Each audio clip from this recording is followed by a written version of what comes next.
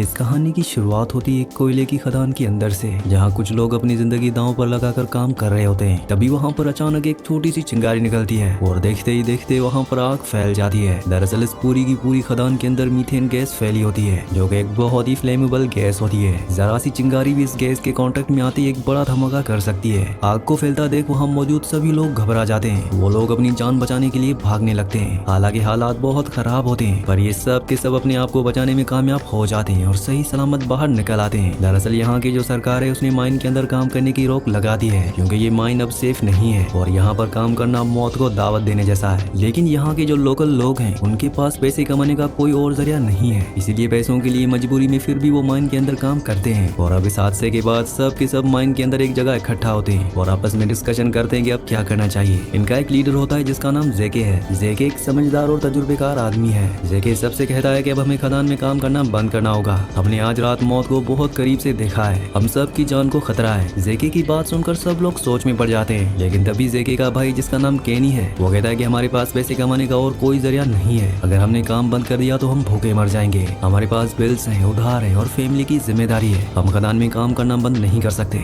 इनके जो बाकी साथी होते हैं वो भी केनी की बात से सहमत होते हैं। उन्हें लगता है कि रिस्क लेना भूखे मरने से बेहतर है। इसके बाद इनके बीच में वोटिंग होती है ताकि फैसला लिया जा सके। सब अपना हाथ खड़ा करते हैं कि हम खदान में काम करेंगे। इसलिए जेके को ना चाहते हुए भी अपना हाथ उठाना पड़ता है, क्योंकि वो अकेला पड़ जाता है और अपने साथियों का साथ नहीं छोड़ना चाहता। पर वो अपने भाई केनी से एक बात कहता है। वो केनी से कहता है कि तुम अपने बेटे को खदान में काम करने के लिए मत लाना। जेके जानता है कि ये जगह बच्चों या नए लोगों के लिए नहीं है। केनी उसकी बात सुनकर कुछ नहीं कहता। अब इसके बाद सब के सब वहाँ से अपने अपने घर चले जाते हैं। जिसके बाद 2 दिनों के बाद का वक्त दिखाया जाता है। जेके एक बर्थडे पार्टी पर जाता है। वहाँ पर केनी और उसका बेटा रायन भी होता है। पार्टी में केनी अपने बेटे रायन को इंट्रोड्यूस करवाता है और कहता है कि रायन भी अब हमारे साथ माइन में काम करेगा। दरअसल केनी अपने बेटे रायन को भी माइन में लाना चाहता है। हालांकि जेके ने उसे साफ मना किया था कि बच्चे को मत लाना। केनी का बेटा रायन ये सुनकर बहुत ज्यादा डर जाता है। उसके चेहरे पर डर साफ साफ दिखाई दे रहा होता है, क्योंकि उसे पता है कि खदान में बहुत ज्यादा खतरा है और वहाँ काम करना इतना आसान नहीं है। इसलिए वो माइन के बारे में पार्टी में भी बहुत सारे सवाल पूछ रहा होता है। वो पूछता है कि अगर वहाँ कुछ हो गया तो। ये बात केनी को अच्छी नहीं लगती। वो चाहता है कि उसका बेटा बहादुर बने। वो अपने बेटे पर गुस्सा हो जाता है और उसे चुप रहने को कहता है। और अब जेके जो अच्छी तरह जानता है कि माइन यानी कि खदान के अंदर बहुत खतरा बढ़ चुका है, वो चुप नहीं बैठता। वो माइन की इंचार्ज ट्रेसा के पास जाता है। ट्रेसा ऑफिस में होती है। जैक उसे जाकर माइन के असली हालात बताता है। वो कहता है कि नीचे पानी बहुत ज्यादा भर रहा है। अगर पानी बढ़ता गया तो काम करना नामुमकिन हो जाएगा। हमें नए पाइप की जरूरत है ताकि पानी निकाला जा सके।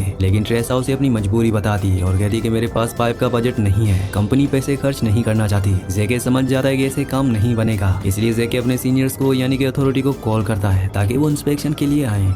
अथॉरिटी मेंबर फोन पर जेके की बात सुनता है, पर वो साफ साफ कह देता है कि बिना जांच के हम कोई कदम नहीं उठा सकते और अभी वीकेंड आ रहा है, तुम्हें 2 दिन का इंतजार करना होगा, क्योंकि अगले 2 दिन छुट्टी है। हम मंडे को इंस्पेक्शन करेंगे। ये सुनकर जेके परेशान हो जाता है। वो 2 दिन तक रुक नहीं सकता, क्योंकि उसके लोग नहीं रुकेंगे। उन्हें पैसे चाहिए और वो काम पर जाएंगे। इसीलिए ना चाहते हुए भी भारी मन के साथ वो अपने लोगों के साथ खदान के अंदर चला जाता है। आज का दिन खास है, क्योंकि आज उसके भाई केनी का बेटा रायन भी उनके साथ है। ये रायन का पहला दिन है जब वो खदान के अंदर आया है। वो बहुत ज्यादा डरा हुआ होता है। उसे अंधेरे और तंग रास्तों से घबराहट होती है। वहीं खदान के बाहर हमें मौसम का हाल दिखाया जाता है। बारिश का मौसम हो जाता है। घने बादल छा जाते हैं और तेज बारिश होने वाली होती है। ये बारिश इनके लिए बहुत बड़ी प्रॉब्लम बन सकती है। वहीं दूसरी तरफ ये सब के सब खदान के अंदर उस जगह पहुंच जाते हैं जहाँ पर इन्हें कोयला निकालने का काम करना है। केनी अपने बेटे रायन को काम सिखाने लगता है। वो उसे यहाँ से निकलने के सारे रास्ते बताता है। वो उसे समझाता है कि अगर कुछ भी गड़बड़ हो जाए तो ये रास्ता इमरजेंसी एग्जिट की तरफ जाता है, क्योंकि वो पहली बार यहाँ पर आया है तो उसे ये बात पता होनी चाहिए। और अब इसके बाद सब के सब अपने काम पर लग जाते हैं। कोई मशीनरी संभालता है तो कोई कोयला तोड़ता है। केनी यहाँ पर ड्रिल मशीन का बहुत ज्यादा इस्तेमाल कर रहा होता है ताकि काम जल्दी खत्म हो। हालांकि जेक उसे ऐसा करने से मना करता है और कहता है कि धीरे काम करो, मशीन गर्म हो रही है, क्योंकि ज्यादा हलचल से मीथेन गैस लीक हो सकती है और कोई भी गड़बड़ हो सकती है। पर केनी उसकी बात नहीं मानता और तेजी से काम करता रहता है। वहीं बहुत ज्यादा लोड बढ़ जाने की वजह से और लगातार रेलिंग की वजह से पावर हाउस में एक जोरदार धमाका होता है। इस धमाके से माइन हिल जाती है और माइन का कुछ हिस्सा नीचे जमीन में धंस जाता है। पत्थर गिरने लगते हैं और धूल का गुबार छा जाता है। ऊपर सरफेस पर जो इंचार्ज ट्रेसा होती है, जो मॉनिटर के सामने बैठी होती है, वो मॉनिटर में रेड अलर्ट देख लेती है। सिस्टम दिखाता है कि मीथेन लेवल बहुत बढ़ गया है और वेंटिलेशन रुक गया है, जिससे उसे पता चल जाता है कि नीचे माइन में कुछ न कुछ गड़बड़ हुई है। ये देखकर वो बहुत ज्यादा डर जाती है और जल्दी से कांटेक्ट करने की कोशिश करती है। वही माइन के अंदर हमें दिखाया जाता है जहाँ पर सब के सब लोग घबरा चुके हैं। हैं। सब अपनी जान बचाने के लिए इधर उधर भाग रहे होते हैं, लेकिन केनी अपनी जगह पर खड़ा रहता है। वो शायद शॉक में होता है। चारों तरफ आग फैल रही होती है क्योंकि अंदर मीथेन गैस भी है जो आग पकड़ लेती है। और कुछ ही पलों के बाद चारों तरफ अंधेरा और सन्नाटा हो जाता है। सबसे पहले जेके आवाज लगाता है, क्या कोई ठीक है? सब कहाँ हो? उससे उम्मीद होती है कि कोई जवाब देगा। इसके बाद हम देखते हैं कि केनी का बेटा रायन जिंदा है। वो खुशकिस्मती से बच गया है। उसके साथ उसका एक साथी भी है। ये दोनों के दोनों केनी के पास जाते हैं जो जमीन पर गिरा हुआ होता है। उसकी हालत बहुत ज्यादा खराब होती है। उसे काफी चोटें आई होती हैं। गिनती करने पर पता चलता है कि इनके 7 लोग मारे जा चुके हैं। आज से पहले इस माइन के अंदर 113 लोग मारे जा चुके हैं, यानी कि कुल मिला के अब तक इस माइन के अंदर 120 लोगों की जान गई है।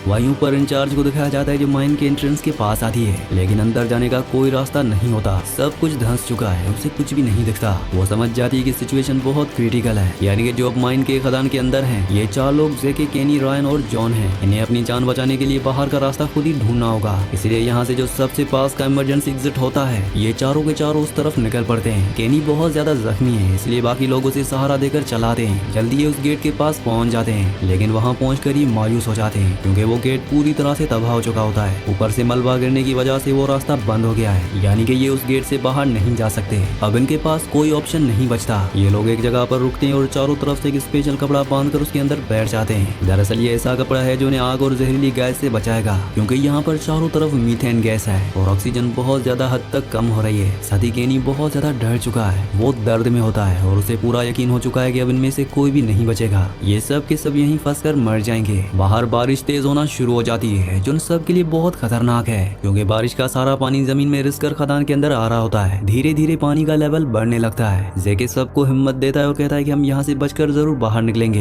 हिम्मत मत हारो। मैंने यहाँ आने से पहले अथॉरिटी को कॉल किया था, पर 2 दिन की छुट्टी है। वो मंडे को यहाँ तक आएंगे। 2 दिनों तक हमें अपने आप को बचाना होगा, लेकिन इस बात की किसी को उम्मीद नहीं होती कि वो 2 दिन तक बिना हवा और पानी के जिंदा रह पाएंगे। इनका जो चौथा साथी है, जिसका नाम जॉन है, वो गुस्से में कहता है कि जब अथॉरिटी को पता चलेगा कि हमारे पास रेस्क्यू इक्विपमेंट्स नहीं है, तो वो हमें बचाने की कभी कोशिश नहीं करेंगे। वो हमें मरने के लिए छोड़ देंगे ताकि उनकी लापरवाही का पता ना चले। वहीं बाहर इंचार्ज ट्रेसा को दिखाया जाता है जो बार बार अथॉरिटी को कॉल करती है, लेकिन उसकी कॉल कोई रिसीव नहीं करता क्योंकि वीकेंड है। जिसके बाद वो एक बड़ा फैसला लेती है। वो पावर कट कर देती है ताकि सारे के सारे माइंस के अंदर के वेंटिलेशन फैन बंद हो जाएं। दरअसल ये वो इसलिए करती है कि अगर हवा अंदर जाएगी तो आग और ज्यादा बढ़ेगी, इसलिए फैन बंद करने से आग आगे की तरफ ना बढ़े। हालांकि वो ऐसा कर तो देती है, लेकिन इसका असर उल्टा ही होता है। अब धुआं अंदर घूमना शुरू हो जाता है और बाहर नहीं निकल पाता। और जब ये चारों देखते हैं कि इनकी तरफ धुआं आ रहा है, तो ये बहुत ज्यादा घबरा जाते हैं। ये सब जल्दी से अपना मास्क पहन लेते हैं, साथ ही ये कर्टन लगा देते हैं जिससे धुआं दूसरी तरफ चला जाता है और वो कुछ देर के लिए सेफ हो जाते हैं। वहीं इंचार्ज को दिखाया जाता है जो आखिरकार अथॉरिटी के हेड से कॉल पर बात करने में कामयाब हो जाती है। वो उन्हें बताती है कि अंदर कुछ गड़बड़ हो गई है, जिस वजह से हमारे कुछ लोग नीचे फंस चुके हैं। सिचुएशन कंट्रोल से बाहर है, लेकिन वो उन्हें ये नहीं बताती कि ये सब लोग अपनी मर्जी से नीचे गए थे, क्योंकि अगर उसने ऐसा कहा तो उनकी मदद के लिए यहाँ पर कोई नहीं आएगा। कंपनी उसे इल्जाम देगी कि उसने उन्हें रोका क्यों नहीं। आया थोड़ी कहती है कि तुम यहाँ पर कुछ मत करना, हम टीम भेज रहे हैं। वो उन्हें ये भी नहीं बताती कि उसने फैंस बंद कर दिए हैं और अब इन सबको मदद का इंतजार करना होगा। वहीं नीचे चारों को दिखाया जाता है जिन्होंने अपने ऑक्सीजन के मास्क को पहन लिया है, लेकिन इनके पास ज्यादा ऑक्सीजन नहीं बची है। इनके सिलेंडर की ऑक्सीजन जल्दी ही खत्म हो जाएगी। ये चारों लगातार आगे बढ़ते हुए एक जगह पहुंच जाते हैं जहाँ पर इमरजेंसी फोन लगा होता है। जेके उस फोन से इंचार्ज को कॉल करता है और लकीली इनका फोन लग जाता है। जेके बोलता है हम जिंदा हैं, हमें बचाओ। पर इससे पहले कि ये इंचार्ज को अपनी एग्जैक्ट लोकेशन बताते, वहाँ पर माइन दोबारा धंस जाती है। छत का एक बड़ा हिस्सा गिरता है जिसमें जॉन का पैर टूट जाता है। जॉन दर्द से बहुत चिल्लाता है। अब इनकी मुसीबतें और भी ज्यादा बढ़ चुकी हैं, क्योंकि एक जख्मी आदमी के साथ आगे बढ़ना मुश्किल है। पर अब इंचार्ज के पास रेस्क्यू टीम पहुंच चुकी है। रेस्क्यू टीम के लोग सिचुएशन का जायजा लेते हैं। वो इंचार्ज से कहते हैं कि हम नीचे तभी जाएंगे जब हमें ये कंफर्म हो जाए कि नीचे कोई खतरा नहीं है। गैस का लेवल बहुत हाई है, अगर हम गए तो धमाका भी हो सकता है, ऐसे में हमारी भी जान चली जाएगी। यहाँ इंचार्ज को पता है कि उन लोगों के पास ज्यादा वक्त नहीं है, क्योंकि जल्दी उनका ऑक्सीजन खत्म हो जाएगा और वो घुटकर मर जाएंगे। खदान के अंदर चारों लोग हिम्मत करके लगातार आगे बढ़ते चले जाते हैं। जेके आगे होता है क्योंकि उसे खदान के चप्पे चप्पे के हर एक रास्ते के बारे में पता है। ये लोग सालों से यहाँ काम कर रहे हैं। चलते चलते ये लोग एक लोहे के दरवाजे तक पहुँच जाते हैं जो बंद होता है। किसी तरह से जोर लगाकर ये उस दरवाजे को खोलते हैं, लेकिन दरवाजा खोलते ही वहाँ से बहुत सारा पानी अंदर आ जाता है, क्योंकि बारिश की वजह से सारा पानी इस दरवाजे के सामने रुक चुका था और एक डैम बन गया था। पानी का बहाव उतना तेज होता है कि ये लोग संभाल नहीं पाते और अब ये पानी में डूबने लगते हैं। पानी गर्दन तक आ जाता है और अगर इन्हें अपनी जान बचानी है तो उन्हें बाहर की तरफ यानी कि आगे की तरफ बढ़ना होगा। ये पानी में आगे बढ़ने लगते हैं। जॉन, जिसका पैर टूटा हुआ होता है, वो सबसे पीछे होता है और चलने में उसे बहुत तकलीफ हो रही होती है। तभी वो पानी के तेज बहाव में एक बड़े पत्थर से टकराता है जो पानी के साथ बह रहा होता है। पत्थर उसके सर पर लगता है और जॉन उसी पत्थर के साथ बह जाता है। वो पानी में डूब जाता है जिसमें उसकी मौत हो जाती है। बाकी तीनों उसे बचा नहीं पाते। ये तीनों के तीनों आगे बढ़ते हैं और एक रेफ्यूजी चैम्बर तक पहुंच जाते हैं जहाँ पर इन्हें सांस लेने की जगह मिल जाती है और पानी का लेवल भी वहाँ पर कम होता है। वहीं दूसरी तरफ रेस्क्यू टीम को दिखाया जाता है जो तैयारी कर चुकी है। वो अपने आप को एक वायर के साथ बांधकर शेफ्ट के जरिए नीचे की तरफ जा रहे होते हैं। इन्हें आगे जाने का रास्ता मिल जाता है जो एक सुरंग तक जाता है और सुरंग के दूसरी तरफ ये तीनों के तीनों लोग फंसे हुए हैं। बीच में एक पतली सी दीवार होती है। केनी, जो अब जीने की सारी उम्मीदें खो चुका है, उसे अजीब सी चीजें दिखाई देने लगती हैं। जेके उसके पास जाता है और उससे कहता है कि हिम्मत रखो, हम निकल जाएंगे। तभी जेके का पैर एक हाथ पर पड़ता है। ये हाथ इन्हीं के एक साथी का होता है जो मर चुका था, जो पत्थरों की दीवार के दूसरी तरफ है। लेकिन वो देखता है कि वो हाथ एक फोन लाइन के पास है। जेके कहता है कि तुम्हें ये हाथ काटना होगा। दरअसल वो डेड बॉडी का हाथ काटने की बात करते हैं। वो कहता है कि यहाँ पर फोन है जिसे मैं इंचार्ज को कॉल कर सकता हूँ, तभी हम सब बच पाएंगे। रास्ता बंद होने की वजह से वो फोन तक नहीं पहुँच पाता, लेकिन वो जैसे तैसे करके उस फोन तक पहुँच जाता है। जिसके बाद वो इंचार्ज को बताता है कि हम सुरंग के पास हैं, हम दीवार के पीछे हैं, तुम्हें यहाँ पर धमाका करना होगा ताकि रास्ता खुल सके। हम सबकी ऑक्सीजन पूरी तरह से खत्म हो चुकी है, अगर तुमने जल्दी धमाका नहीं किया तो हम सब के सब मारे जाएंगे। और अब इंचार्ज ये मैसेज रेस्क्यू टीम को देती है। कुछ लोगों को लेकर वो सुरंग की तरफ बढ़ती है। वहीं केनी के बेटे रायन की ऑक्सीजन अब पूरी तरह से खत्म हो चुकी है। वो सांस नहीं ले पा रहा होता, वो थपड़ा होता है। इसलिए केनी, जो एक बाप है, वो अपना मास्क उतार कर रायन को लगा देता है, क्योंकि उसे पता है कि अगर उसने ऐसा नहीं किया तो उसके बेटे की मौत हो जाएगी। केनी खुद बिना ऑक्सीजन के रहने का फैसला करता है। ये देखकर जेके अपना मास्क निकालता है और अपने भाई केनी को लगा देता है। हालांकि केनी मना करता है, वो चाहता है कि जेके बच जाए, पर जेके उसकी बात नहीं मानता। जेके कहता है कि ये मेरा फर्ज है, मैं तुम्हारा बड़ा भाई हूँ, पर तुम्हें मुझसे वादा करना होगा कि आज के बाद कभी भी कोई माइन के अंदर काम नहीं करेगा। रायन को कभी वापस मत लाना।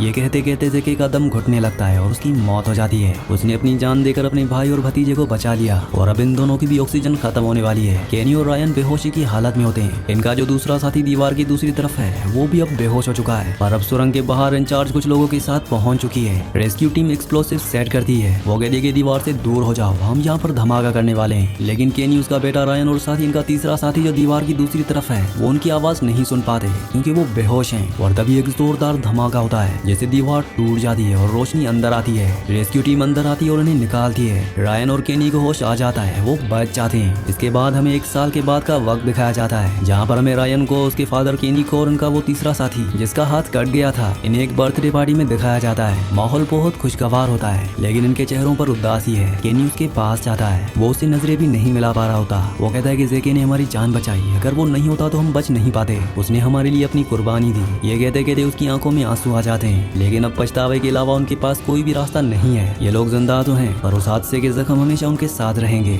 इसी सीन के साथ इस मूवी का, इस कहानी का एंड हो जाता है। अगली कहानी आप किस मूवी पर सुनना चाहते हैं, मुझे नीचे कमेंट्स में जरूर बताना। और अगर आपने हमारे वीडियो को लाइक और चैनल को सब्सक्राइब नहीं किया तो जल्दी से वीडियो को लाइक और चैनल को सब्सक्राइब कर दें।